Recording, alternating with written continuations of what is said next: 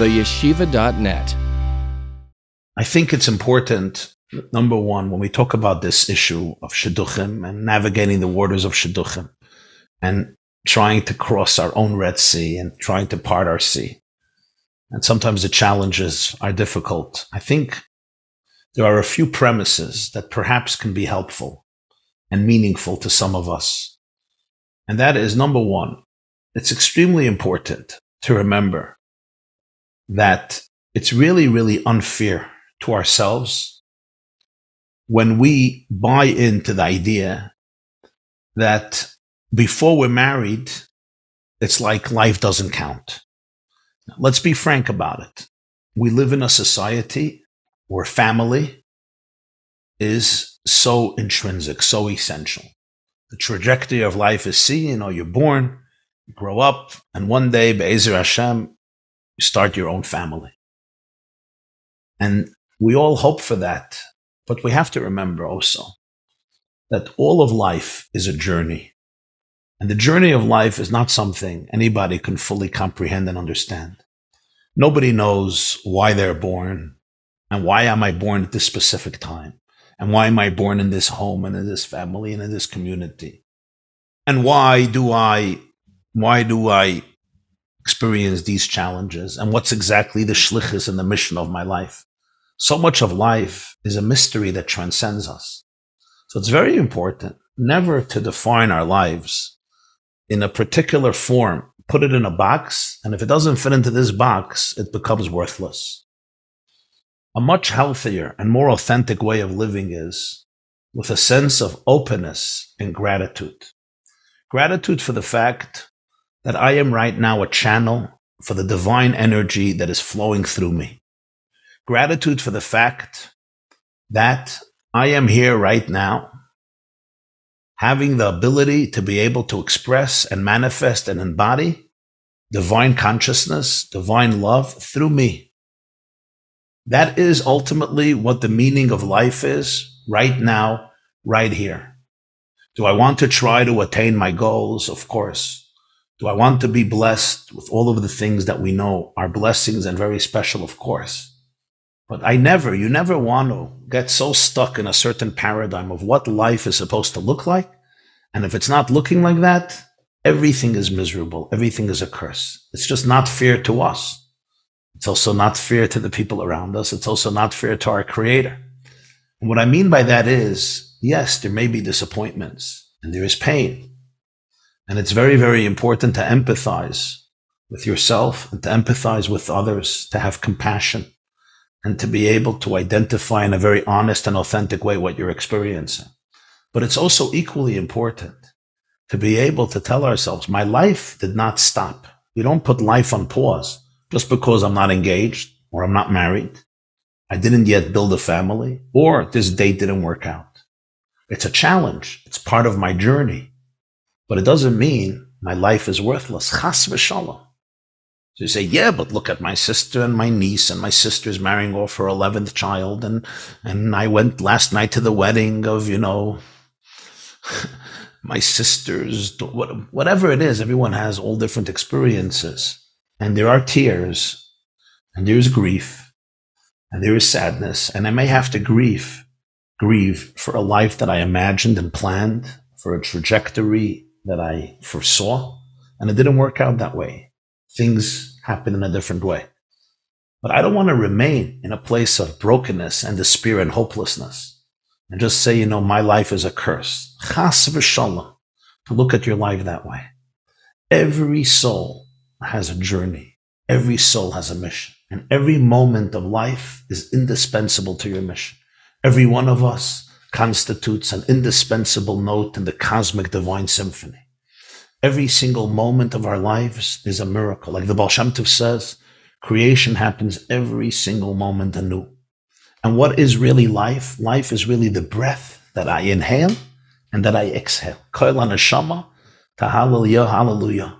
So the Medrash says, Kol haneshama, kol neshima neshima. Every breath that I inhale and I exhale is another opportunity for gratitude. Nothing in life can be taken for granted.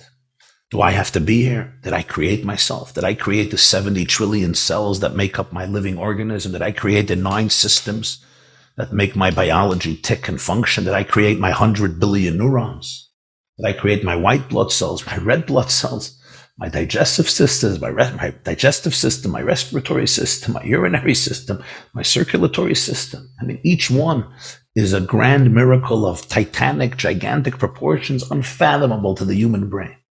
And that's only my own life. Never mind every life that I'm connected to, because I can't live on my own. I have to inhale oxygen. I need to eat vegetables. I need to eat fruits. I need to eat whatever I'm eating. We're all dependent on each other. We're dependent on our planet. We're dependent on our universe.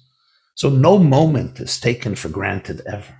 No moment makes sense. The whole hisavos yesh mayayin, the whole existence is one grand miracle. So what does it mean really to live?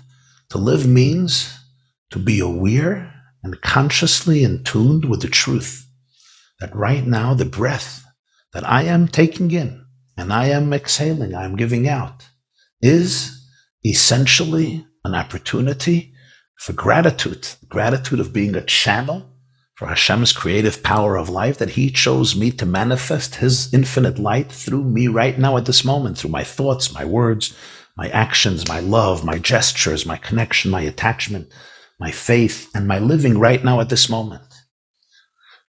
This we must never, ever go away from. You don't want to go out of that space, because when you're anchored in that truth, that your life right now is of ultimate value and significance, and the significance is that you and I, each in our own way, can be a channel, a shofar for Hashem's light, that anchors us in an indestructible space of love and light and serenity, from which we can navigate the journeys, the challenges, the turbulence, the struggles, the disappointments, from a much more anchored and powerful and healthy and confident and empowered space. I want to be able to experience all my emotions, to experience all my thoughts, but I don't want to identify with every negative and toxic thought to the point that I become that thought. I become a victim of that fear, of that uncertainty, and there's nothing left of me. I think it's also important not to repress things. It's important to be able to feel the pain that we have. It's important to be able to identify, because if we repress it, it comes back to haunt us. It comes back to bite us. The proper path of Amunah, faith, is knowing that every moment I am in the hands of my Creator, who's embracing me like a beloved child, like the Baal Shem Tov says, Hashem loves every Jew more than a parent loves an only child who was born when they were older and they didn't think they'll have a child. And even that love doesn't capture the infinite love that Hashem has to you, Hashem has to me right now at this moment. But part of that journey could include traveling to places that are difficult, dealing with a past that may be difficult, dealing with challenges that happened yesterday or last week that may be difficult. And I want to be able to look at them with compassion, with understanding, with sensitivity, with love, but to look at them when I'm anchored in my own indestructible self, which could never be tarnished, could never be scathed, could never be destroyed. The foundational idea of Tanya, that every single one of us has and is a chelik elokim imal mamash. We are a fragment of divinity, a derivative of infinite consciousness, an embodiment of divine light. And therefore, at every single moment, we are anchored in a space of absolute clarity, of absolute love, of absolute light. That, when we can take it seriously, internalize it viscerally, and make our soul, our nefesh elokis, our neshama, our best friend, it changes everything. Because if your soul is your best friend, then ultimately you don't need to look for validation from other people to be able to tell you, oh, you're good, you have value, we think you have chashivas, you have significance. Your soul gives you your value. Your divinity gives you your value. And now when I'm etched in that place, I can navigate the journeys of my life and the challenges of my life with so much more clarity, with so much more confidence, with so much more resilience and resolve and courage, and never allow disappointments or pain to derail me and throw me off my tracks and really overwhelm me to a point where I don't know if I'm coming or I'm going. So I just made two major points in summation. Number one, never ever define the success of your life in terms of other people, copying other people. Yes, our community focuses on family. Yes, we cherish having children and we cherish a life of marriage and we wish everyone l'Torah, l'chuppah, l'masim tovim, and nachas and all the good things. And may all those blessings and prayers be fulfilled for each and every one. But the journeys of life are very, very, very mysterious, and we have to respect them with awe, with reverence, and that includes your own journey.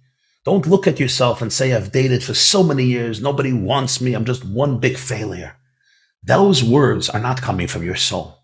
Those words are coming from a very, very external, traumatized, victimized place in myself. I want to rather rephrase it and say, yeah, this has been a difficult journey, a challenging journey, but you know what? Every day that doesn't work out is an opportunity for me to grow. It's an opportunity for me to ask myself deeper questions, to uncover a deeper layer of self. Every day that goes by is an opportunity for me to find out more about who I am, to flex my spiritual, psychological, emotional, physical muscles.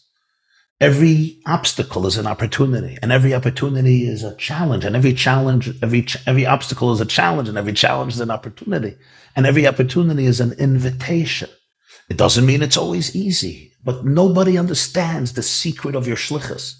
And don't reduce it to a box created by other people or even by your own mind. Be open to the excitement of the mystery of the infinite journey of life, the journey of a chelik elikami mal mamish that comes down from the highest infinite places to a very dark world in order to be able to discover its own true light and in order to be able to illuminate the darkness in our world, each of us in our own way. And it begins inside ourselves. We all have infinite light that confronts very powerful darkness and toxicity. So yeah, I think, I hope this is not coming across as just, abstract, nice philosophical advice. But I think it's very, very important when we could really tune into that space. Sometimes, when life works out the way it may be worked out for some of our siblings or nephews or nieces or cousins or parents or other people, friends, classmates, sometimes we're not challenged to discover who we are. Precisely those people who went through real challenges, and maybe people who are listening right now or watching right now, or will be listening or watching, and only heaven knows how much you have been through. If it's not enough, everything you've been through childhood, there's things that happened when you were a teen. And if that wasn't enough, there were other challenges you faced and adversity you had to confront. So much more painful than many other people you know. And now you thought you'll finally find the right guy, build a home. It won't take long. It won't be too hard. And you'll experience bliss. And what are you facing? Disappointment and heartache and heartbreak and rejection and another disappointed. So I want to speak to you from the depth of my heart, hopefully to the depth of your heart. And that is, those of us faced with serious challenges in life can't afford to live superficially. It doesn't work for us. Too many bumps, too many ditches, too many obstacles. We have to go much, much deeper. And you know what? In many ways, that is a blessing. It's the blessing of discovering levels of self and layers of truth that other people don't have to discover. You'll say, oh, thank you, Rabbi YY. I don't need these blessings. I would rather have a simple, simple life. I get it. I know so. But nobody asked me. Nobody asked you. The story of an neshama is very, very profound. It's very mysterious. It's rooted in very deep, deep places. And we have to respect the fact that we didn't create ourselves. We have the opportunity to be a channel for infinite bliss and love. And that's a great privilege. It also comes with a great responsibility. It also comes with pain. It's painful to show up. And it's painful to know deeper things. And it's painful to have to go deep into our souls. But I still say, it's the blessing of knowing who you really are. The fact that so many of you cannot just be blissful in the way that other people, the truth is, everyone today is struggling. That's true. Today, people are struggling very deeply. It's not now the time to discuss, but I'm talking about this particular demographic and group that is gathered here this evening. The fact that things are not coming so easy for you. I don't know why. I don't know why. And everyone should have all the bliss they want and deserve as fast as possible in the easiest fashion. But take every challenge and understand that it's allowing you to get to excavate the deepest parts of your personality, of your psyche, and live life to the fullest, even if the plan is very different than you imagined it to be 2 years ago, 5 years ago, 10 years ago, 15 years ago. Being mature in life and being spiritually connected means living with a duality, which is really not a duality. On one hand, we have goals. We all want to be successful. We want to be comfortable. We want to have a good life. We want to have a geschmacka life. We want to have an enjoyable life. We want to have all the blessings, b'toiv, hanirav, hanigla, amen, ken yehi ratzon. Together with that, it's also living with the humility and the awe and the openness and the reverence of understanding that we will never, ever know the full depth of our journey. And I want to be open to my mission and to the miracle right now at this moment. And when we have this approach, I think our entire attitude to dating and to relationships comes from a much, much more empowered place rather than from a place of desperation. A few practical pieces of advice that I think might be helpful. I don't think, and I'm going to try to say this in a very sensitive way, but I think you'll understand my point. You don't want to go out on a date in order to feel that you're validated, in order to feel that you have value, in order that you feel that you're loved. You know why? Because if it doesn't work out the way you wanted it to work out or the way you hoped it to work out, what happens to the love? What happens to the validation? You need to have internal love. You need to have self-love. You need to have self-validation. You need to have self-compassion. And you need a support system for that because we're all part of a unit. We all need other people. You're going out to find out if you love him. That's where you're going out. You're not going out to find out if you're loved. That's not the reason why you're dating. Very important. Then the heartbreak won't be so profound because even if he says no, she says no, whatever the situation is, you didn't go out to find out if you're loved. You're loved. You're loved. It's absolute. You need to give that to yourself. You went out to find out if you love him, if you like him. If it's a case of the boy, I would tell him if you like her, if you love her, if you really want to build a home together, if you want to bond and unite your two journeys together and have Be'ezer Hashem a binyan adayat. This is a very, very important point. Another important point. The more you feel better about yourself, the more you're in a place where you can be attracted and where you can experience the beauty of another person. The other person can't be here in order to heal my stuff, to make me feel that I have value.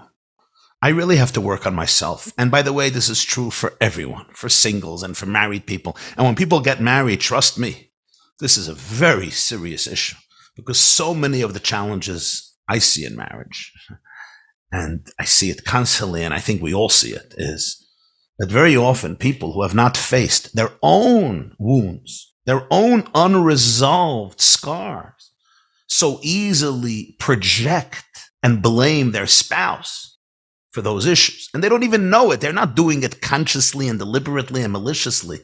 It's just a defense mechanism. My brain has become conditioned to protect me from any type of relationship and interaction that might threaten parts that have been exiled and hidden away for many, many years. And nothing triggers people in such a deep way like a close, intimate relationship. So very often when we get into a deep relationship, those relationships trigger our deepest wounds. People I meet in shul or classmates that I meet at a reunion or people I meet in the street, they're not going to trigger those levels of self. And therefore those relationships are pretty easy. They're called acquaintances. But it's precisely the more profound relationships that will also trigger The deepest wounds, those relationships that will begin to replicate or touch on the nature of your self-esteem, your relationship with your mother, your relationship with your father, with your brothers, with your sisters, your relationship with yourself. Those relationships that are precisely destined to go to a much deeper place will trigger you in a much deeper place. And that's when we have to be very, very courageous and ask ourselves tough questions. Is this about him? Or is this about me? Is this about her? Or is this about me? Maybe it's both. And I have to be able to get that guidance and mentorship and have that support system to be able to address it, because very often in life, people remain blinded, and it's sad. They are in active trauma, but they don't see it, and therefore they always blame the other person because nobody ever helped them confront their own demons and skeletons, which are very deep. And you know what? When somebody is triggering you very badly, very heavily, it's a tremendous opportunity to stand back with curiosity and ask, what just happened? Why did I become so overwhelmed? What just freaked me out? Why do I want to break the window? Why do I want to run away? Why do I want to fight, flight, fawn, or freeze? Why? What just happened? That introspection might create a tremendous, tremendous amount of growth. I want to say something else that I think can be helpful in this whole parsha. And that is,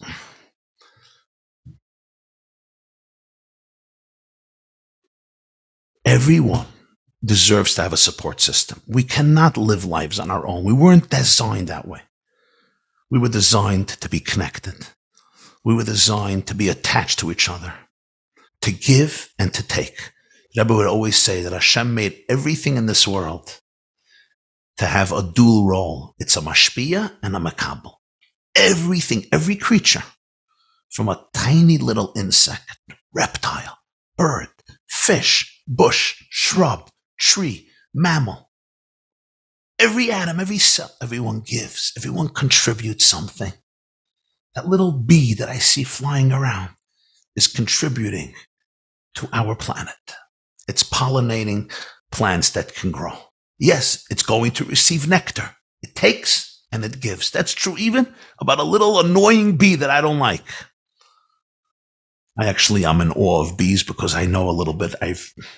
I'm fascinated with these little creatures. I see the amazing element of it. I don't like a bee bite, of course, but I'm very careful. V'ata mechaya es kulam.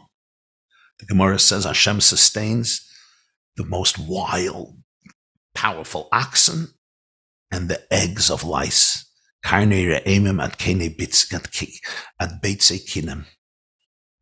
is part of that purpose. You think you're not? I'm not. Every one of us is a mashpia. Every one of us is a makabel. Every one of us.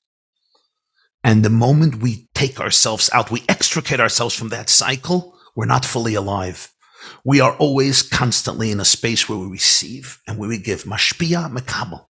And that's what it means to be alive. It means to synchronize yourself with the rhythm of life. Mashpia, makabel.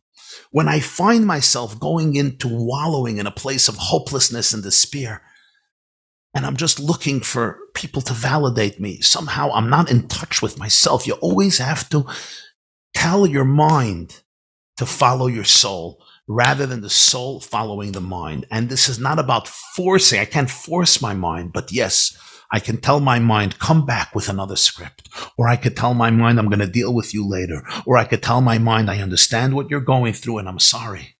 But you cannot dictate my entire life. And it's important to spend time every day tuning into that space of love and light and infinite connection. And here we come to the point we give and we take.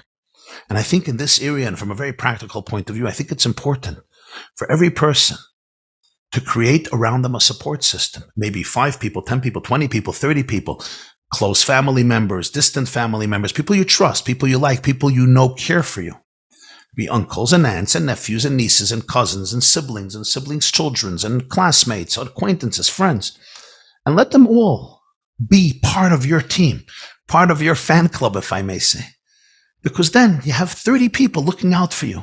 And you never know what happens, but I think it's very, very important. Everybody, don't be embarrassed. Every one of us needs to turn to these people and say, listen, I want you to be part of my support system. People will be honored. People will be wonderful. And you never know how things happen. Sometimes we deal with everything on our own. It's not fair to you. You can't deal with everything on your own. You may not have certain people that you would like to help you. Maybe people are very close to you, but for whatever reason, it's not working out in the relationship or trust, or they don't know who you are. They don't know what you want. Fine. So create your own team, but create Team Chaya, Team Dvaira, Team Sarah, Team Rivka, Team Rachel, Team Leah, Team Baruch, Team Yankel, Team Zvulun, Team Yisachar, Team Shimon, Team Reuven, whatever it is. Because Shua B'Rav Yoyetz, as the Pasuk says, when there's a lot of people connected to me, we never know. People have ideas. Everyone travels. Everyone has their own WhatsApp groups. Everyone meets people. I'm not talking about squandering your energy and getting advice from every single person on this planet, which will overwhelm you. But I'm talking about people that you appreciate, that appreciate you, respect you, you respect them, and they want the best for you. It's important that we don't fight our battles alone and we don't navigate Kriyas Yamsuf alone. Even the first Kriyas Yamsuf, we had Moshe Rabbeinu, we had Nachshon ben Aminadov. It was a team. It was a team effort. Nachshon jumped. Moshe picked up his hand. All the Jewish people walked through. The water became part of it. Of course, the Rebbeinu Shalom Hashem, who orchestrated it all. Everybody's Kriyas Yamsuf also needs a team effort. I'm going to conclude my words with something I wrote a while ago. I was speaking to singles, and so I did some research, and I wrote up a few points that I thought could be helpful when people were asking about dating and how they make decisions. And I just wrote up a few points. I can't say that they're organized and orchestrated in some encyclopedic and very deep professional way, but just a few ideas that I think can be helpful. I told the girls, and I said, when you're dating, you want to always remember this. I only want to get married once. Some people get married twice. Some people get married 3 times. As I said before, nobody knows the journey of a soul. But in my plans, I only want to get married once. It's important. So when I'm deciding about marriage, I want to know that I want to know for myself that this is the person I want to live with till my last breath. It should be Chayim Nitzchim with Mashiach's coming, because I want to be married once. Another very important thing.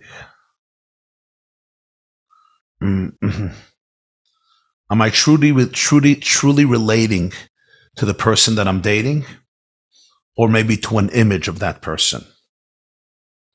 Another important thing.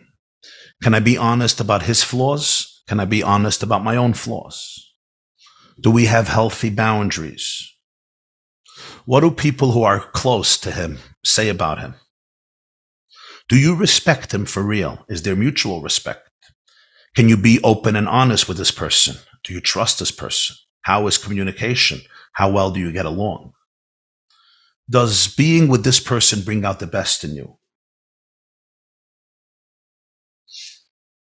If he never changes, do you still want to get married? Is he flexible? Can he compromise? Is he kind? Is he a mensch?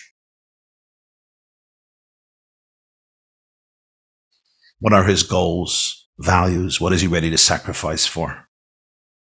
Does he know how to say, I'm sorry? I think actually I have this in my internet. Probably this list was given to me by a therapist. I said before I wrote it up, I probably edited it, but I think that I just wanted to correct myself. Anyway, these are just some questions I think could sometimes be very helpful in life. And it's extremely important to know something else. And that is that, a girl called me, a young woman called me. She was heartbroken, had a long date. And she thought it was so promising. And finally, this person said no. And now he wasn't even returning her calls and emails and so forth. And she was so upset. It was so devastating to her. And I said, what's devastating to you? And I thought she would say just the pain, disappointment. She said, what's devastating to me is that I'm in love with him. I'm crazy about him. And I wish I can change his mind. I wish. And just then I saw a letter that the Rebbe wrote a young woman. Or maybe it was a young man. I don't even know. But it was an answer that came out. And obviously somebody was dating a long time and it didn't work out. And I think the person left to another country and they went with somebody else. This person was heartbroken. And the Rebbe wrote, I think it was to a woman. It was a long letter, but just one point I still recall. This was a while ago. And the Rebbe wrote to her, instead of being so upset, you should be thankful. Because in the beginning, you had so many doubts. You were so ambivalent. You felt that his heart wasn't there and his soul wasn't there and he wasn't genuine, but you were doubting yourself and you were writing to me letters. Yes, no, do I believe him? Be so thankful that he is actually showing you his true colors. He's not interested. He was never interested. This is not a genuine relationship. He's involved with somebody else. He's not even giving you the dignity of returning your call. Thank God all your questions were resolved. It was such a powerful idea. Of course, there was pain because she was hoping that this is her husband. She was hoping. But the Rebbe says the pain can be from the fact that this journey is a complicated journey, but let it not be from the fact that he said no to you. Thank God he said no to you. Would you want to marry a person who's not really interested in you? Thank God he said no to you because you deserve a person who's crazy about you. You deserve a person who really wants to be with you.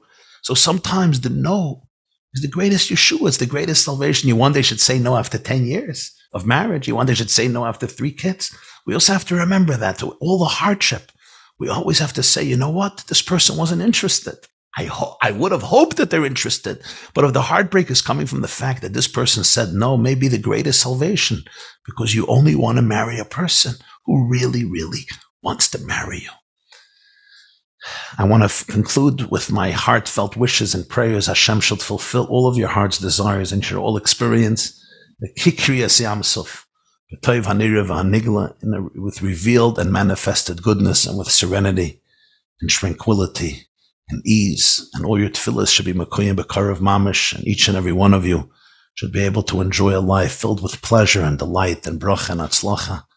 Adabli Dai La'arichis Yomim V'Shanim Tovus, and that we should hear only good and happy news from each and every one of you. And now, Amen. Now we'll go to the questions. I see there's 42 comments on the chat. So I guess I'll read them. Okay. Lamir again. Let's start.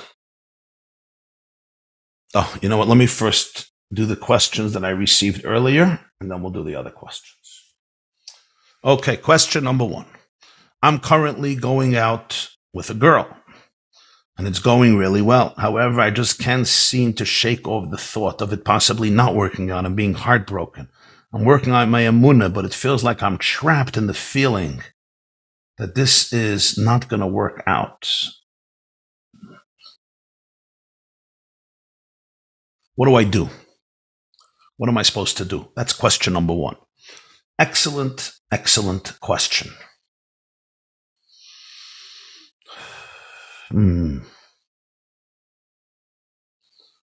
So I would say to you, I guess this is a young man, I would say to you as follows. I'm very happy that it's going well. Enjoy it, be open to it. And I would say, and I think this is advice for all of us. I know it's hard, but I think when we go out, we have to see it as an opportunity just to try to enjoy the other person. We don't know how it's going to work out. We don't know, but see it as an opportunity to find out about the life of another person. And see that as an objective in and of itself, if I may. So I know we're not dating just to date people from the opposite gender. We don't do that. You're dating for one objective. I understand that. But in order to get to that objective, I think if we can go into the car or however we're dating, walk, whatever it is, with a mindset, every person is a chelik elakami mal mamash. That means every person has something inspiring about them. And this truth is, it's true about every human being. If every human being was carved in the image of Hashem, it means that every person is an imprint of the divine creator. That means there is something inspiring, unique, powerful, fascinating, interesting, curious, and holy about every person in a unique way. Yes, that person in the elevator. That person, while you're jogging, you might meet him in the park or her in the park. That person who you're getting a lift with. That person has something absolutely unique, divine, and fascinating about them that no person before or after ever had. And if I don't see it in that person, it's not about them, it's about me. I'm maybe in a bad mood, I'm exhausted, I'm tired, I'm overwhelmed, I'm depleted, I got no patience. I'm simply not open to this.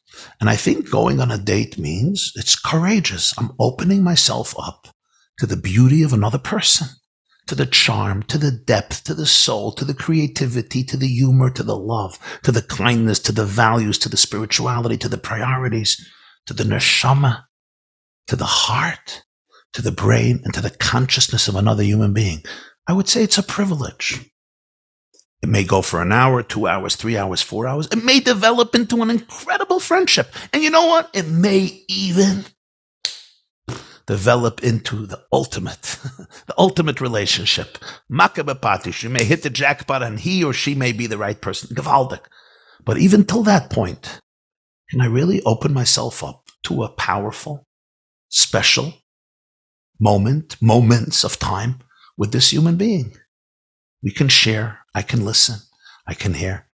That's, I think, maybe an approach that if we can work on it, even if we did it many times, but see the journey itself as meaningful. And I would say this, it's a very famous Torah from Rabbi YY Jacobson. I'm not going to elaborate now, but the point is, every person we date on our journey, it's not a mistake. The Hashgacha didn't make mistakes. Every person we meet is part of the necessary process to get to the right person, which means every person is the right person. I say, Rabbi YY, give me a break. I dated 29 people. They're not. My point is, yes, I know it's hard. I know. I'm not saying this in a dismissive way, like get over yourself. I'm not being callous at all. But I am saying this. Every journey in life is part of our destination. For me to be able to marry the person I'm supposed to marry, I needed to meet the other people. Maybe each one of those people taught me something about myself. Maybe each one of those people taught me something about life. Maybe each one of those people made me and helped me confront things I have to confront. So it's not a mistake. And therefore, I want to embrace the journey with enthusiasm, with gusto. If I'm flying to Eretz Yisrael or I'm flying to another country, I don't have the luxury of going on a private plane. And even then, it takes work. I have to go to the airport. You know what it's like. I have to pack and got to go to taxi to the airport. And then there's security lines. And then there's another security line. And then there's the line at the getting to the gate and the line at the gate. And then there's the flight itself. And then there's going through customs and another taxi. So do I say to myself, until I don't arrive at my hotel or my home in this country where I want to go, I will be a miserable person? No. I want to make the best out of the journey because I can only get to Eretz Yisrael if I'm ready to travel to Eretz Yisrael. I don't have the wings of an angel yet. The same is true in life. Our journey is part of our shlichus, and therefore let the journey itself become meaningful. Question number 2. The guy is great. Well, good. I'm happy. But I'm just not attracted to him. How can I possibly entertain marrying somebody I'm not physically attracted to? Okay. It's a great, great question. It's important that when we get engaged to somebody, we want to be able to know that we can be attracted to them. This is important. It's a very, very subtle question. If you're feeling mamish disgust, repulsion, you have to be very, very careful. If you're not feeling any attraction whatsoever, I think it's important to continue the date. It's important to see if there are any blockages and fears inside of you. It's important to see if something is really bothering you, because usually in most cases, if you really love the personality, if I really, really like a person, I'm happy to spend time with them. So then we can be together in all ways required from a husband and a wife. So I really have to ask myself, I maybe have to get closer. Maybe it's important for you to open up to each other a little more. You know, very often when people become vulnerable with each other, and they open up about their deeper parts, there is a sense of warmth and a deeper connection that can develop. So maybe that's important. So yes, I think it's important not to get engaged just intellectually. It makes sense. You want to be excited. You want to be attracted. It doesn't mean you have to be going with sugar and ecstatic. We don't have a thermometer how to measure these things, but it means you're excited. You're inspired. There's enthusiasm and there's a sense of attraction. Really, you want to be with this person for the next 70, 80, 90, 120, 180 years of your life. You want to be with them forever. And if that's not happening, maybe you have to spend more time. Maybe you have to examine if there's blockages. Maybe there are fears. Maybe it's time to get a little more vulnerable with each other. But when you get married, you do not want to do it as a robot because it makes sense on paper. There has to be, as the Rebbe called it, Meshichas Halev. I heard this from my brother, and he heard it from Rabbi Leibel Groner. Zechroine Levracha. Rabbi Yehuda Leib Groner told him, I think he told it to him with someone else there, I think Dr. Talushkin, who wrote that famous biography, I think so. And Rabbi Groner said that in 1954, he was dating. He was dating, and he had the question, should he get engaged, should he not get engaged?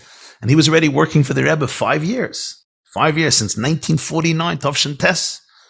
So Rebbe Leibel asked the Rebbe, he's his boss and his Rebbe, should he do it? Should he complete the Shidduch? Should he propose?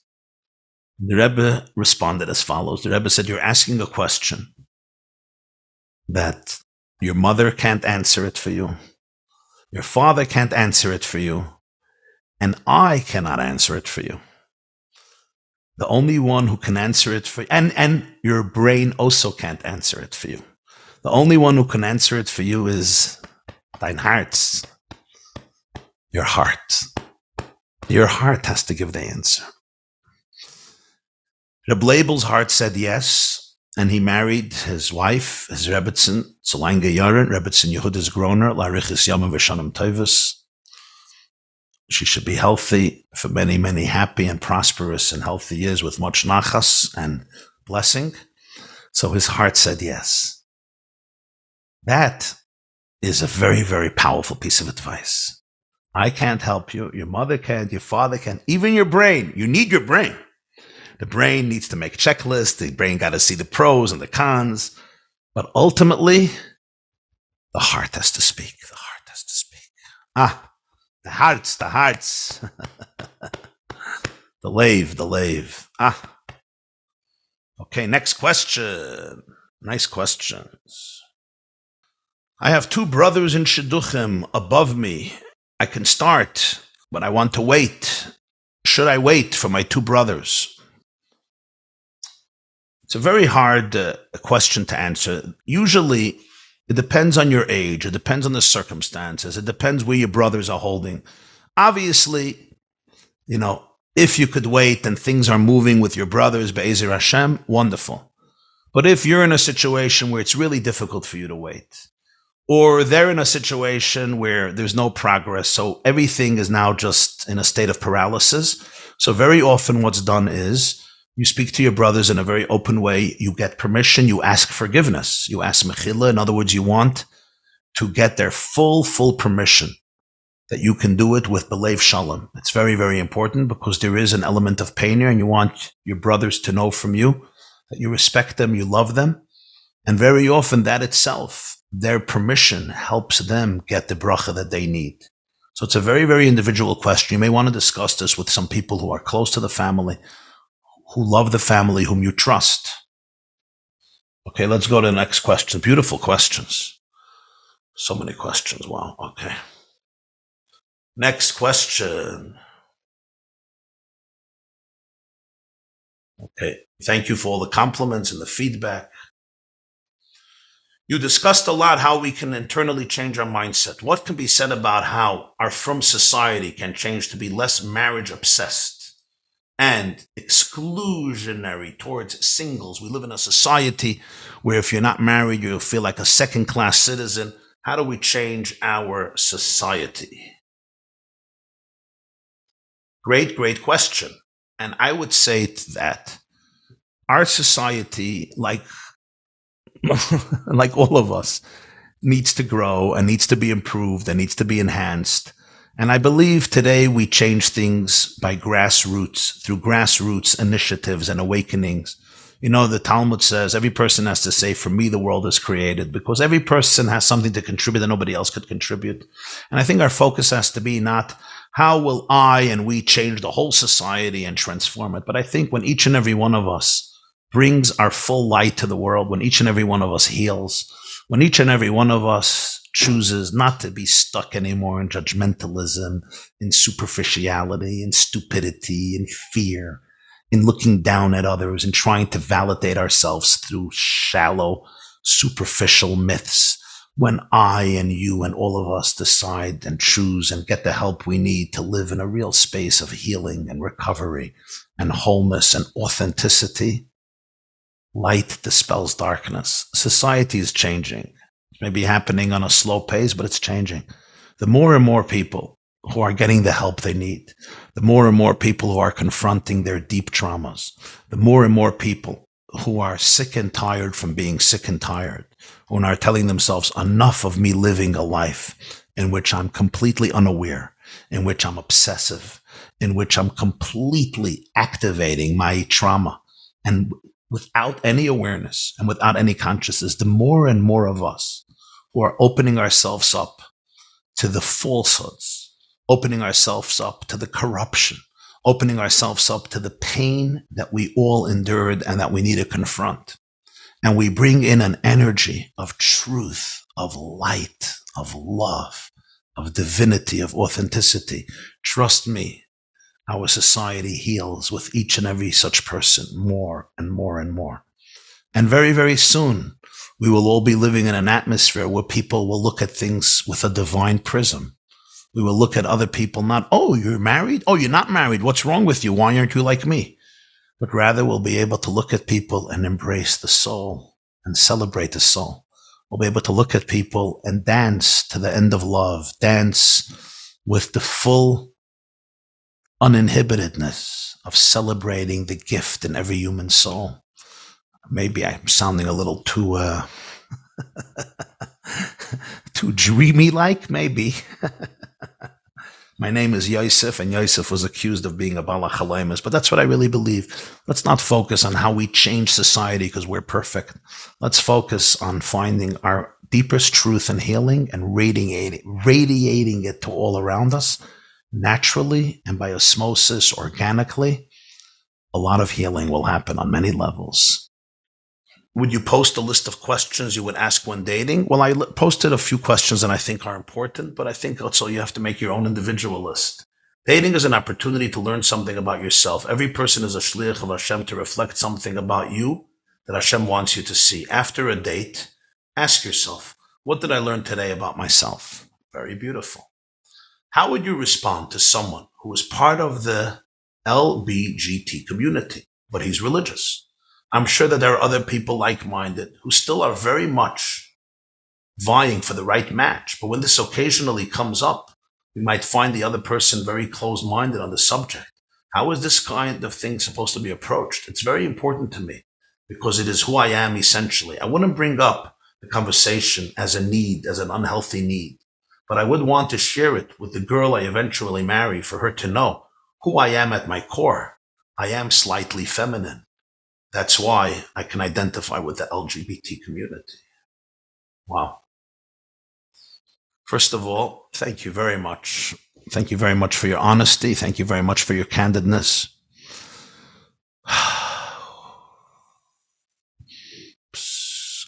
That's intense. Okay, so I'm very, very gratified to learn that you're not in the camp that loves to preach about the fact that people are created a certain way and there's absolutely no opportunity to grow, to develop, to change, which I think in this particular case, politics has completely eclipsed the science, and very little research has been done in order to be able to determine what exactly are the impacts of trauma, of nature, of nurture, there's still a lot of work in this particular field. I'm glad to see that you're open to the fact that you don't just put yourself in a box. This is who I am. This is my core. Kan nimtze, kan hoya, and that's it. Saying that, it's extremely important that we don't deceive anybody. And that's why, obviously, you want to get married only if you feel that you'll be able to have relations with the woman you marry, because if not, it's going to be simply unfair to her and unfair to you. And it's a real form of deception. So it's very important to be able to know that you have reached a point in your growth and development that you're capable of having that type of relationship. In terms of sharing the struggle with the woman you're dating, because this is so much a part of your struggle. So yes, you're going to need to find a girl who's extremely open and who's extremely sensitive and ready to handle this. You don't want to make another person miserable because you're going to be miserable, and it's also not the right or moral thing to do. So it's a very, very delicate situation, but you have to understand something. I know a person who struggled with your struggle, and he opened up to the young woman, and she opened up to him. And you know what she told him, right? Yes, only God's humor. She struggled with some forms of lesbianism. Not in a practical way. She was very careful, and he was also very careful. But suddenly they discovered that there was something very deep that connected them. And it allowed them to have a very, very honest relationship. Now, don't rely on that. That may not happen. But my point is, you need to be able to find a person who's extremely sensitive and extremely open to that type of struggle. And it may be very difficult for her. She may say, I'm not ready to deal with this. You also have to realize this. I would assume, I don't know you, that this struggle is probably challenging you in a very, very deep way, and probably is forcing you to become a much deeper, much more sensitive, and much more real and authentic person. So this may even be something that a young woman will cherish in you. But again, you have to find the person, and you can't talk about it the first date, but at some point, you'll want to test the waters and see how far you can go. But it's very important that we live a life with transparency and honesty. And one last thing, which is maybe needless to say, if you want to get married, it has to be with an unwavering commitment that you are committed exclusively to this person. In other words, if you feel that your struggle is so deep and you may fall prey to the homosexual instinct in real life and go pursue it, that would be very, very unfair to do. So it's very, very important that you make that decision, that you are ready to commit to a life with a young woman forever. And I can tell you that will bring you much more happiness and bliss in the long run, because that relationship will satisfy you on all levels and in the deepest places of your soul. Powerful question. I would much prefer having a shadchan to tell me which girls I can date who will understand this and will accept this homosexual aspect. Okay, I don't know if those are available on that level, but perhaps I would have to do research on that. Next question. I go out on a date. I'll have very good reasons to feel that this person is not for me. I come home. My parents will push me to go out again on a date. How would you go about this? It's so hard for me. I feel it's not good, and my parents want me to go again. I don't know your relationship with your parents. If you have a very good relationship with your parents and you could be open with them, you could say, Tati, Mommy, why are you pushing me? I'm really feeling resistance. Now they might say, we get it and we respect it, but maybe there's something you're not noticing. Maybe there's a weakness inside of you that you have to confront. Maybe there's a weakness inside of us that we have to confront. In other words, if the relationship is very honest, then this can be a great opportunity for profound conversation and profound growth. Because maybe your parents' point is that maybe you have blind spots. Maybe there's things you want to work on. Maybe there's traumas you want to confront. And maybe you shouldn't just be saying no. But if your relationship with your parents is much more superficial and they're just pressuring you because they want you out of the house and you're really not honest with them, then there's something you need. Then you need other people that you trust that you could talk about this with. But the fact that you're always saying you have good reasons to say no may be enough, but maybe not. So that's why it's always good to have someone we trust or people we trust, a mentor, a confidant, a rabbi, a mashpia, a good therapist, a professional, someone in our family who's experienced, who really gets it, that, we can share our experiences, we can get feedback. And if you know that you may have blockages, and who doesn't have blockages, but the more you become aware of them, the more you can be curious and ask yourself, is there a pattern here? In other words, is my no really coming from a very subconscious place where I'm not ready to say yes to anybody? I will always find a reason to say no. And then your parents may have a very good idea. So there's different variables that you want to address here. But the clear point is that on one hand, you shouldn't feel the need to be a people's pleaser and just continue to date because you're giving into other people's pressure. You have to have confidence. You have to trust yourself. You have to believe in yourself. You have to respect yourself. If you feel this is really not for you, why are you going to waste the time of a girl or a boy next time and then next time and next time just to please your mother or your grandmother or your aunt? It doesn't make sense to me. Right? So that's very important. But on the other hand, if you're feeling that authentically there may be some perspective in what they're saying, then you should ask yourself tough questions, because maybe this is an opportunity for you to go to a deeper place. If we're supposed to live our lives with Moyach Shalat al Alev, the mind ruling our heart, does our heart wanting to get married to someone mean that our mind led our heart to that feeling? If the Rebbe told Rabbi Groner that even our brain shouldn't decide if he is the one or she is the one, what does that mean? Does that mean I let my heart go wild and chaotic and my heart decides everything on its own? Great question. Gewaldige question. Very, very good question. I like that. I like that question. Gewaldig. Okay. Moyach Shalit al Halev, does it mean the mind represses the heart? It means the mind is like a good parent. What's the job of a parent? The Alter Rebbe says in Perek Gimel of Tanya that the mind, moichin, are like mothers, right? Imois, chachma bin adas are like mothers, and midas are like children. What's the role of a parent? The role of a parent is that if a child is crying or laughing or giggling or running around or playing, they no, stop making noise. This house has to be quiet. It's not what a parent does. A parent, on the contrary, you want to help your children express themselves and have fun and be creative. And if they need to cry, they can cry. If they need to laugh, they need to laugh. The sound of children giggling and laughing and running around and being themselves is the most blissful sounds in life. The job of a parent is, on the contrary, to help direct the child, to nurture the child, to make the child feel safe, to protect the child, to help the child navigate their paths in life. What does that mean practically in our own lives? The job of the brain is not to shush the heart. The job of the brain is to direct. Shalit is not a dictator. Shalit is a guide, like a parent, like a mentor, like a teacher for a student. I don't want to shut down my student.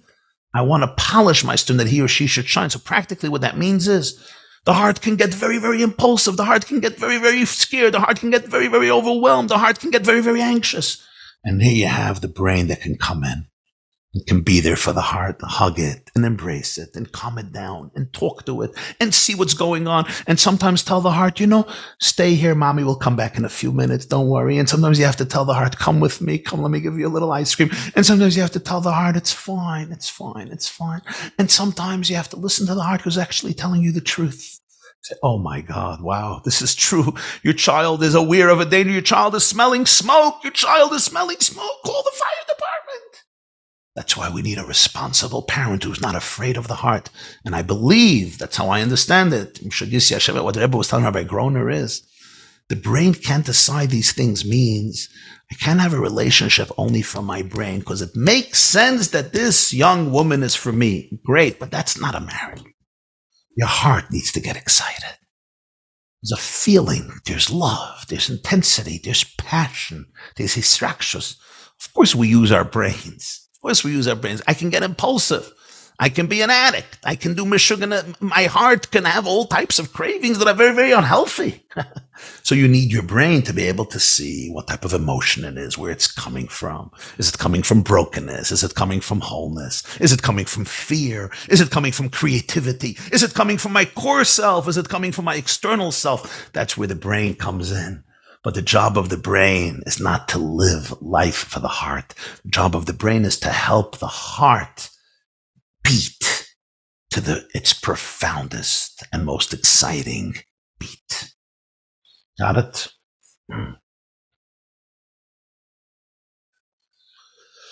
Next question. When can you say to a person that's been married before and divorced and hardly gets calls for shidduch suggestions? What are you going to tell them?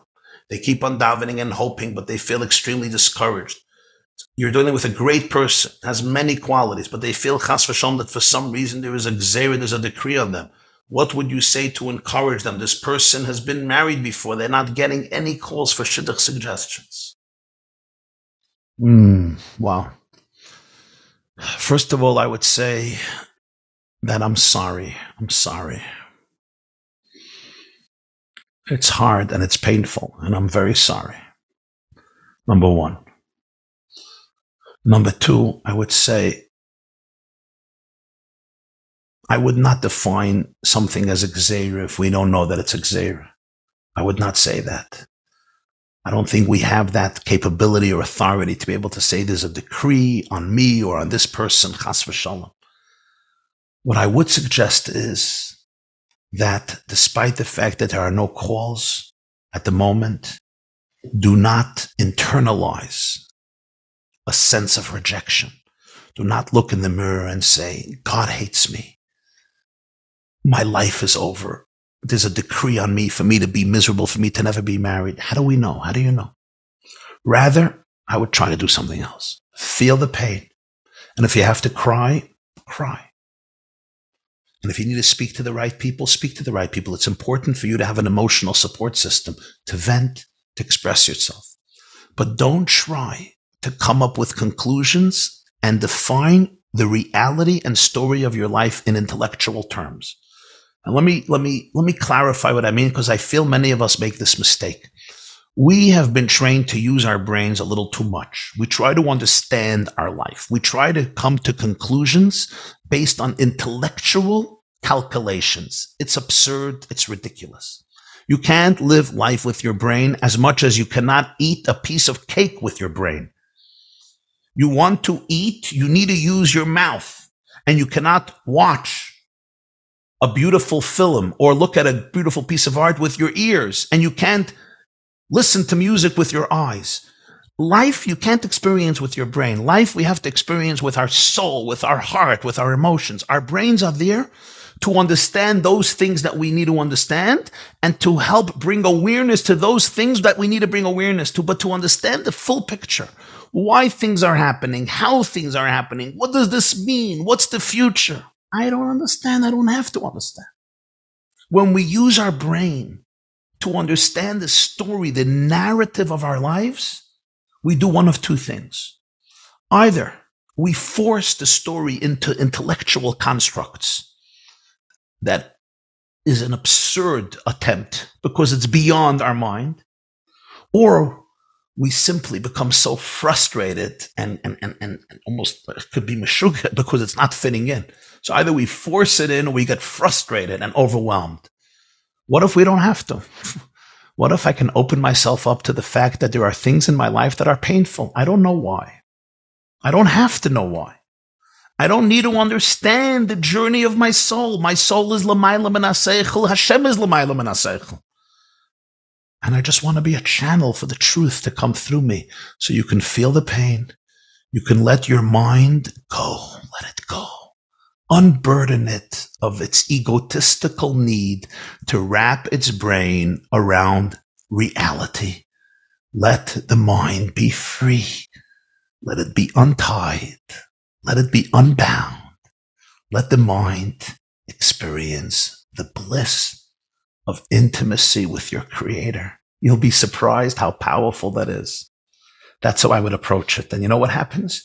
You open yourself up to new opportunities that you never imagined because you couldn't imagine them in your brain, but your soul can imagine them because the soul is rooted in Amunah, which is infinite.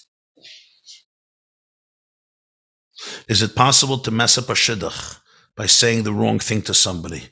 I feel like I messed up a very good option by being too open too quickly. these things nobody knows. Can we mess up things? Ultimately, people are always doing a shamnu for the wrong thing. One person is being remorseful forever because I said too much. The other one is being remorseful because I said too little. If things would have worked out a different way, we also may have been remorseful. I'll tell you, with these things, it's very, very hard to know how divine providence orchestrates life. But the bottom line is, if something happened, this was the journey of our soul. Should you learn lessons from it? Yeah. Sometimes I say something, and then afterwards I tell myself, you know what? Before you say something, be so careful. Sometimes I say things in a class, I'm maybe a little too open, or I wasn't thinking, or I was just a little impulsive. And then I tell myself, before you open your mouth and speak, you need to be very cautious and careful. It's a good lesson. It's a good lesson. I don't mean to inhibit yourself and speak in a way that's, so calculated that you're not real. But I mean, just be considerate of who's sitting there and what people are sensitive to, etc. So we could learn lessons from it, but I would not wallow in a space of endless remorse that you ruined the shidduch. I don't know that you have that power, with all due respect. What would you suggest I do if my mom is pressuring me to tell her everything that happens on a date? I don't want to tell my mother everything that's happening on a date. You want me to come in between a Jewish boy and his mother? Come on. Listen, I don't know about your relationship with your mother, so it's very hard for me to give advice. So let's assume that your relationship is not a perfect relationship, but it's somewhat honest and good and warm and loving. So then you should have an honest conversation with your mother and say, listen, it's not so easy for me to talk to you. And I have other people that I'm more open with. And I think a good mother can understand that. Our children need sometimes people to talk to who are not their parents, because with parents, it's very tough. We're entangled with our parents. We're enmeshed with our parents. We either love them or the opposite. We either admire them or the opposite. We either have so many positive feelings or the opposite, or a cholent. And sometimes you feel your parents don't get you, or your parents don't trust you, your parents don't respect you, or your parents have too much of their own pain, or your parents are not worked out people, or your parents impose all their stuff on you. I don't know. And maybe you're right, maybe you're wrong, maybe you're 50% right. But the bottom line is, it's good to have people outside of your parents with whom to speak. And perhaps you can explain this to your mother. You could tell your mother, say, I'm happy to share some things, but not everything. If your mother cannot accept that at all, it's like you are now allowed to not share something with her. It's a little suspicious to me. Even in a marriage of 30, 40 years, if a spouse tells a spouse it's not something I'm ready to share, we have to respect each other. So I don't see that as a reason that because your mother wants you to share everything, you have to share everything. That's not kibbudeim. It's your life. You don't have to share everything about your life. And I think it's important for your mother to respect it and for you to have that open conversation with her. If there's something else going on, which means the relationship with your mother is a very, very flawed and difficult and challenging relationship, and your mother keeps on triggering you, so then obviously you can't share these things with her because, your relationship is not good, but maybe at some point I would encourage you to work on your relationship with your mother. That may be helpful. In fact, that may even be helpful for your dating with your girl. So that's maybe a good idea. If your mother is open to it and you're open to it, it may be a good thing to work on your relationship, and there's a lot of help out there today. What's a tactful way to ask about a man's financial obligations to his kids? What's my role in paying for his kids? What's my role in paying for the weddings of his children? It's joint income. I unwillingly became the ATM machine. I want to avoid that again in my next marriage. What's your opinion about prenups? Financial and for a get, chas v'shalom. Okay, great question. And I think the right way of talking about financial obligations is in a very respectful and kind and Torah-dika way with edelkeit and refinement, not in a greedy way, not in a narcissistic way on both sides, but rather in a very respectful way. What are our plans? What are our obligations? I cannot give you detailed advice because I'm not a lawyer, I'm not an arbitrator, and I'm not a posek. So therefore, I do not get involved in family arbitration. I'm simply not an expert in any of these areas. In other words, who's responsible for the expenses of the other person's children when there's a second marriage? Are you responsible for weddings of the other children? I'm simply not familiar with the ins and outs of this, but I am sure that there are people who are doing this professionally, and I would perhaps get their advice. Maybe there are even websites or books about this that were written, and really get advice. And if you're dating a mensch, to be able to work it out in a menschliche, in a very, very menschliche way. And I think that's really the key. As a kid, I'm going to say this. I have watched two couples who got divorced. Both had children. One couple got divorced because of a terrible, terrible story, a devastating story. It was the husband's fault, no question about it. The husband knows it. He was an addict. He did some immoral things. His marriage was destroyed. He went into recovery. But I watched one thing. The husband and the wife, the first husband, the first wife, They were civil. They knew that they don't want to destroy 3 kids just because they had a fallout and just because there were not good things happen.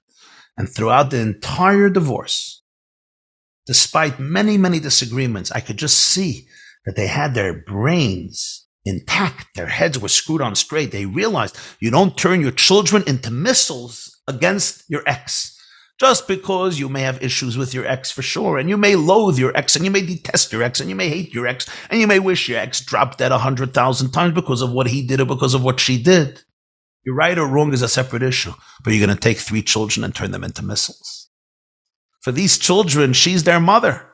For these children, he's their father. Do you really think it's going to be the psychological and emotional benefit of the children that your ex becomes the enemy of your children as well, so they don't have a mother anymore, they don't have a father anymore? I'm not talking about a case where father and mother are outrightly physically or emotionally abusive, where they beat their kids or they molested their kids and they have to be protected. But I'm talking about a case where there are a lot of personality issues and there are a lot of struggles, and you really don't like your ex, but you don't think that your ex is a dangerous man who's physically or sexually abusing your children or emotionally abusing them. You just don't like your ex. I watched this couple and I was in awe because I knew how many challenges they had with each other, but they always made sure to communicate in a way that would benefit their children. There was a story not long, it was a crazy story. So bar mitzvah, a boy had a bar mitzvah, and his father made a big bar mitzvah because he came from his parents are divorced. And this was the opportunity of the father to, splurge on his son and show him some love, perhaps. And he invited the whole town to the bar mitzvah. Well, you know what happened? The mother decided to take revenge from her ex, and she didn't let her son show up to the bar mitzvah. I was invited to go to the bar mitzvah. They called me and said, Sir Achmanis, the father is there and the boy never showed up. Now I ask you a question. I don't know the details. I don't know the father. I don't know the mother. But imagine she did not allow her son to go to his bar mitzvah to take revenge from her ex. And it happens both ways. So it's very, very important. Menschlichkeit. And this brings us to the issue of prenups. I'm not a halachic authority to be able to give a decisive opinion about the halachic validity of prenups. I know that in different communities, there's different approaches. But one thing is certain. There are so many people suffering because a husband or a wife are refusing to give or take a get. And sometimes the abuse in that area is horrendous. I have in my own community 2 people. A woman whose husband refused to give her a get for 15 years, and another man who's refusing to give his wife a get for many, many years. And I thought I'll be able to convince and persuade. I thought with my gift of gab, perhaps, with God's grace, I'll be able to persuade this man to give his wife a get, to no avail. The level of stubbornness and trauma that he lives with is so, so profound that he would rather destroy his own future. None of his children talk to him. None of his 8 children talk to him. Isn't that a good sign that it's time to give, but he won't give his wife a get? And he says that he's doing God's will. You understand?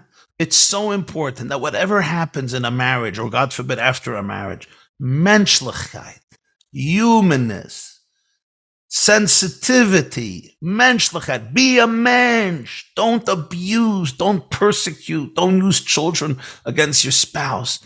Don't schlep people through the ringer and torture them just because there is a physical vendetta and this pain. So important. In terms of prenups, I would say, and I can't speak as a halachic authority, I'm not, but generally because of the amount of problems, anything that can be done before a marriage to avoid these potential pitfalls should be done, because unfortunately many people are suffering. Many people are suffering, and our community did not respond the way we should have. When there's an aguna, the whole community should be there for her. And the other way as well. I don't mean to say that only women are guilty and all men are rishayim and all women are tzaddikim. Sometimes it's the other way as well. There are women who could be very, very sick and very, very traumatized and behave in very, very not good ways, and the men are suffering. I'm not naive. I don't think just because you're a woman, you're a tzaddikas, and you're a man, you're wicked. That's not true. There are some men who are tzaddikim. And there are some women who are big tzidkanias, and they're suffering a lot. But the community needs to be very, very attentive. A guy who's refusing to give his wife a get, or a woman is refusing to take a get from her husband. And you could see that good, normal, moral rabbis are all encouraging the get, but it's not happening. We shouldn't support such a person. Such a person should be hunted down in every possible way. They should not be getting respect from the community and people smiling to them on Shabbos because you want to be good with everybody. At whose expense? At a woman who's suffering as an aguna for 15 years, for 20 years, for 10 years, so that you could smile to this person on Shabbos when this person is behaving in a despicable way, torturing a Jewish woman or torturing a man. I love the part of the lecture when you spoke about that we have to appreciate the journey and the mysteries of our unique soul's journey, even while we're dating and even before we're married. But I have a question. How should I deal with the fear, with the anxiety? I may never find my shidduch. I'll have to date for endless years. How should I deal with the loneliness? I am single. Very powerful question. It's very late, so I'm going to now give very short answers to this. It's a very, very powerful question. And all I could say to you is, don't try to wrap your brain around your future and figure out your future. And don't allow fear to overwhelm the story of your life. Be open to the mystery, but do every morning anchor yourself in a space of infinite love and truth. Spend time with your nefesh elikis. Spend time with your chelik elikami mal mamish. Make it your best friend. It has so much confidence and so much clarity. And even though you're single, you have infinite value.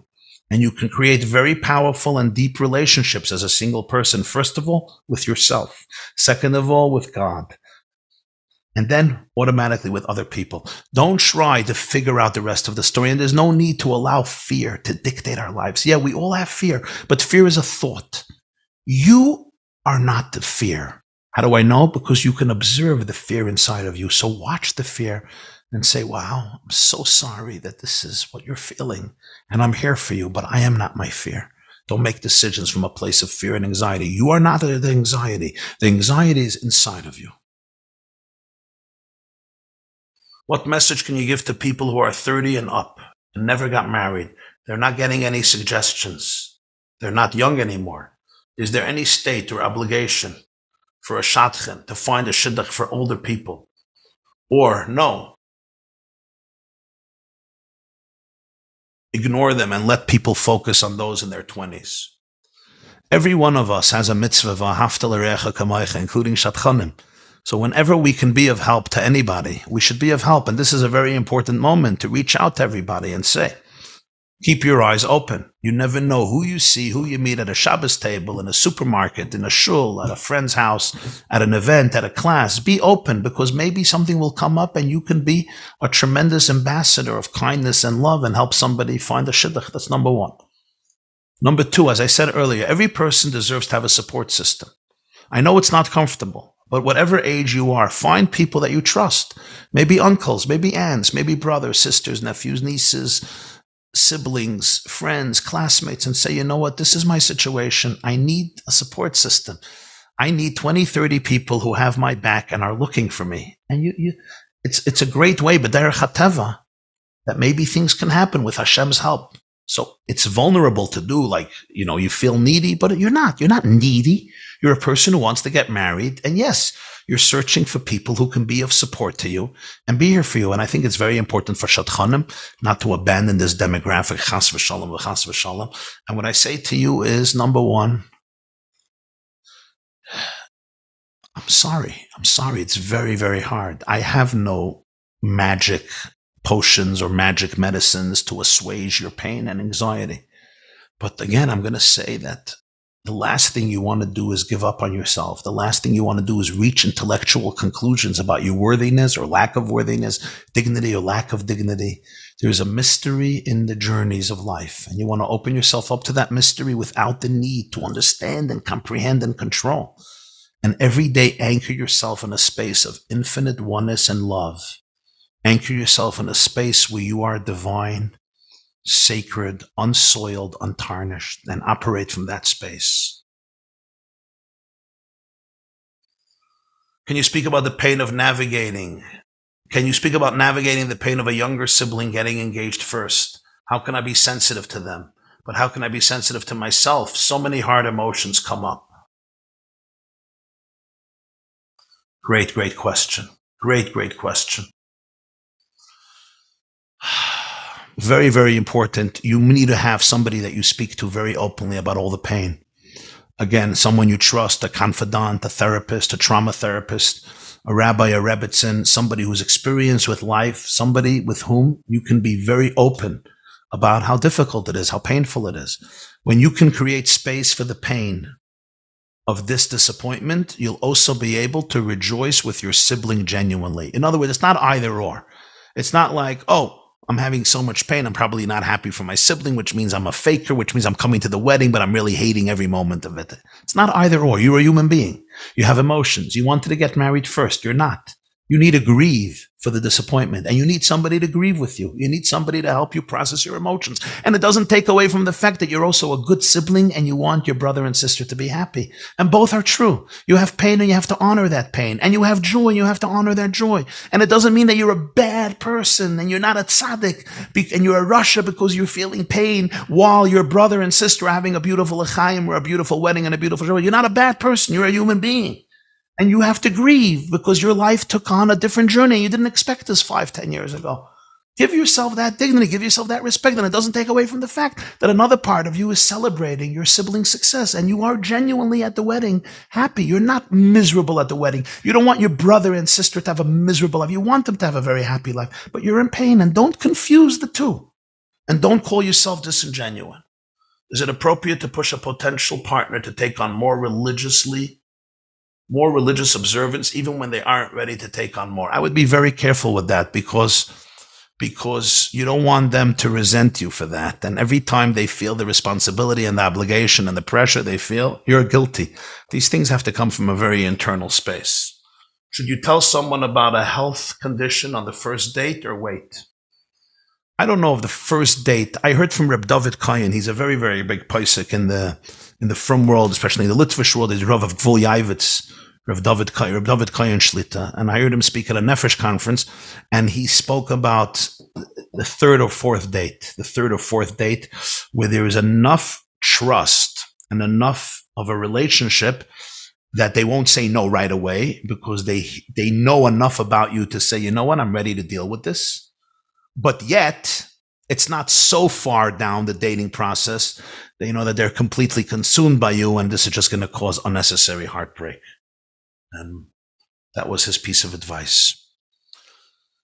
May Hashem give each and every one of you bracha v'atzlacha ad bli dai to find what you're searching for, and may you all be able to share with all us b'suras tovas tamid kol hayamim. May you find the inner serenity, tranquility, simcha sachayim, confidence, joy, emunah b'tachan, to be able to live life to the fullest, to maximize your potential, to realize how infinitely precious your souls are, to be able to navigate every day of life with your enthusiasm, with your full presence, with your full beauty, with your full spiritual and physical splendor. And may Hashem guide you in the right way to be able to make the right decisions and to be able to, may He fulfill all of your heart's desires, including the desire of many of you to build beautiful homes. Batim b'Yisrael, arichas yamim v'shanim tovos. Amen. Kein yeh ratzon. May we see the dan natzach, a complete victory and a complete redemption Tekef umiyad mamash. Amen. Thank you. Thank you very much, Rabbi Jacobson, for your very inspiring, uplifting words. And thank you, everyone, for joining. We should celebrate we should hear many, many mazel tovs. And everyone who is still on their journey and searching should have an easy journey. And Be'ez Hashem, we should hear many mazel tovs. The Kurd Mamish. Thank you, everyone, for joining. This class is brought to you by theyeshiva.net. Please help us continue the classes.